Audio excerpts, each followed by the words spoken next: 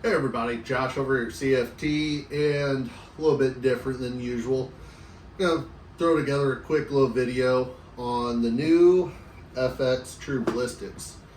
So many people have already kind of reviewed this. We've been trying to get our hands on one since like months ago. Finally got one that came in. We're working on all that fun stuff, but just like out the box, between everything else that we've used in the past, this has just been amazing. Super user friendly.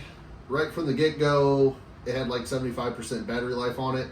Took it straight to the range to go do testing. We had it out there for over 4 hours of continuously being on and doing testing with pistols and rifles and other comparisons and so forth.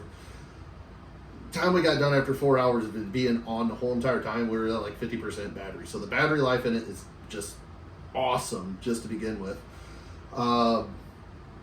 Coming from like the magspeed V3 that I use for like all my PRS, and then going to this thing's just been phenomenal. Just absolutely love it. We ranged it all the way out to 300 yards. It was picking up every single shot all the way to 300 yards. We had it next to a Labrador. We had a couple of issues with it, but as soon as we switched channels and kind of reorientated, it was picking up every single shot after like the second, third shot of us just kind of switching channels. Very interesting readings we're getting from everything across the board. This and the Labrador was like on average a 9 to 10 feet per second difference, with this one being slower than the Labrador. So also come to find out that the guy didn't set his grain of weight bullets in the Labrador, so I don't know if that was so much of a difference between the two, if that would have any correspondence in that other than the ballistic side. But as far as chronograph wise goes, this has been spot on the money. We put our data into the Kestrel. We were hitting a lot closer than we were using the Codwell unit we were using before. This is way better than the V3 unit. I'll try to put this video together with a whole bunch of clips showing it, going through some load data of another shooter out there at the range today. He was just doing load development testing in his AR platform. So you're going to see the speeds increasing because they were increasing in volume of powder weight charges. But I got a whole bunch of side-by-side. We'll put that together. Then hopefully I'll come back and redo the video, and we'll do it with some 22s, some pistols, some more suppressed stuff. I shot it all day today using our new AR platform in a 6 arc with a suppressor on it, and it picked up every single shot. There was no faulty data that came from it whatsoever. It picked up everything on every shot that we did. So out the box, this thing is just really neat. It's very user friendly. You just literally have these 4 buttons and the center button. Lots of great data. I love the fact that this just face unscrews, snaps right back in. It also has a very nice case. You can just toss it all into there too. I think they're retailing for $1,000, and I believe that they're worth every single bit of that. I really have enjoyed this unit so far. It's definitely going to replace my V3 magspeed as my kind of go-to on checking it at every single match, and then even helping other people out. So I'll throw some other quick shooting that we did, comparing it to the Labrador. Overall, in general, these 2 very high-end price point lidars that are out there, and which one's more accurate than the other. It's always a hard one. We shot 4 chronographs today, and we did not have a single chronograph measure the exact same speed as the other one. So give that one up for what it is. And I just will tell you, when I shot at 100 yards, we put this data in, then was shooting at 200 and 300. This was showing I was shooting a tad bit slower than I was with my V3, and my range data was a lot closer on target for my dope when I was reaching out to the 200 and 300 yards.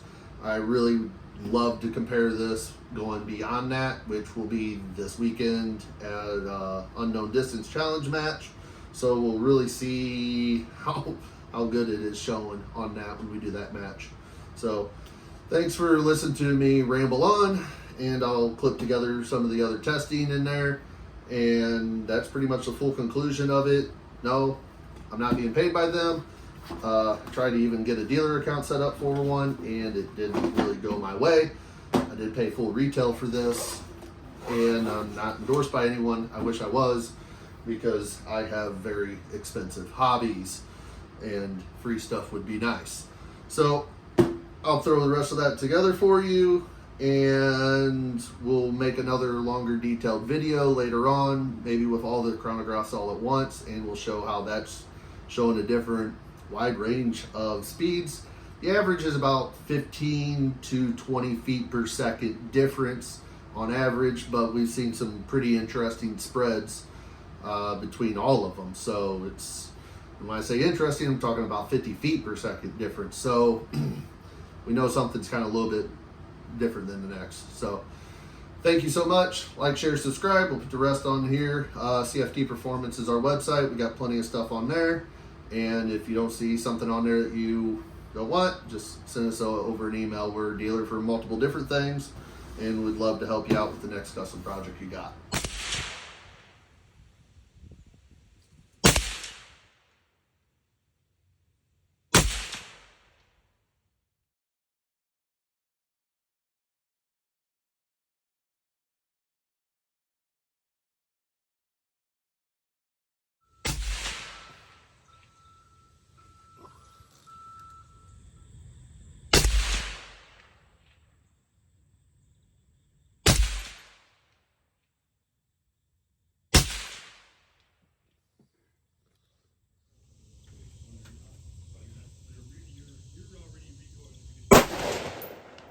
Oh, we got it.